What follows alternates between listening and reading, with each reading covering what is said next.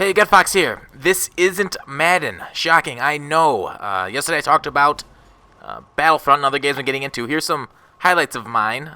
These are the first time I've played on a lot of these maps you're seeing gameplay from, so bear with me as I don't know where I'm going. Kind of like at the mall shopping for women's lingerie. Except I know exactly where I'm going for that stuff because I'm a perv. Alright, Star Wars EA Battlefront game comes out tomorrow. Looking good so far. I know a lot of people complain about replayability, and we'll get into that. But so far, initial impressions are looking okay. I haven't maxed out my 10 hours yet in game. I've only played less than that. So I'm playing mainly with blasters now and team deathmatch to kind of get a feel for the physics in the game. Oh, the sponsor today are slow-moving lasers, as you see. These gunshots, talked about the game.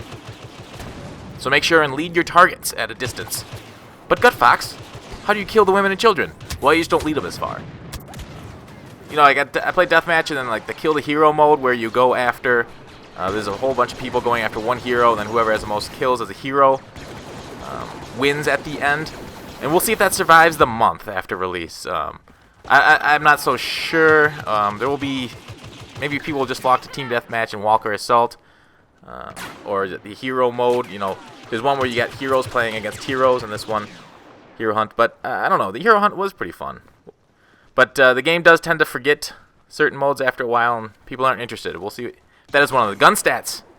Let's talk about these. They're on SimThick. Pretty interesting stuff, so check that out. If you guys know what SimThick is, just Google it, and you can see a lot of it. There's been a lot of feedback about helmetless stormtroopers. And while it doesn't make sense lore-wise, I really don't mind. Headed on a white body is an easy target to focus on. It's like a couple years back, when I think it was Marc-Andre Fleury, I didn't research it at all before saying this. I think he had goalie pads that formed a psychological target for players to shoot between his legs more accurately. And they led us to believe that's why I struggled that year and for a while. Same thing with a colored head above the blank white stormtrooper. Especially on Hoth, it's just an easier target to focus on. Psychologically hit.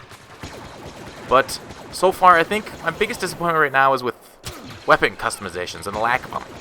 You know, I haven't progressed very far in my limited time, but there aren't additions and stats to analyze like I do like in MUT. You know, it's my biggest draw there, really. You know, finding players in MUT to fit my style, like finding a gun that's best at medium range or running around the map silently. So we'll see what happens as I unlock more and more cards are unlocked, how I like it. But you know that there is only 12 different maps, so that might be an issue for some people. And I heard a lot of the reviews talking about that. I think I mentioned a little earlier. I think there are 4 different ones for Team Deathmatch, and then you're seeing them all during this gameplay. You'll basically need the DLC to see a full game. I know we're getting another one in December, I think. Jakku or something like that. You know, in my experience with past Battlefields with those, the DLCs, map pat, it really splits the community apart because there are haves and haves not. And after a few weeks after the DLC releases, if you buy them, there will just be unplayable maps. You just won't find a server for a certain game mode and map. I know DICE has kind of resolved this by not allowing people to have customizable servers this time as opposed to past Battlefields. Battlefront's a different story, but I don't know, if you have a few friends you want to play a map and you can't because only certain you paid the extra $50 for those maps and your friends didn't. I don't know. It just doesn't seem like an ideal solution for long range Battlefront health.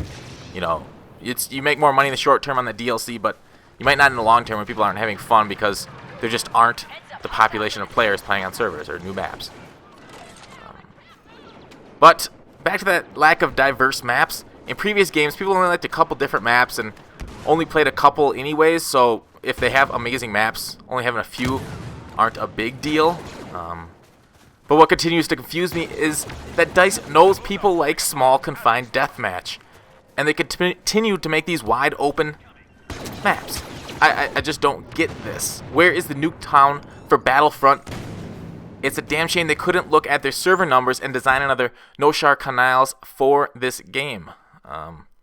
But that's it for today. DICE please make smaller deathmatch maps.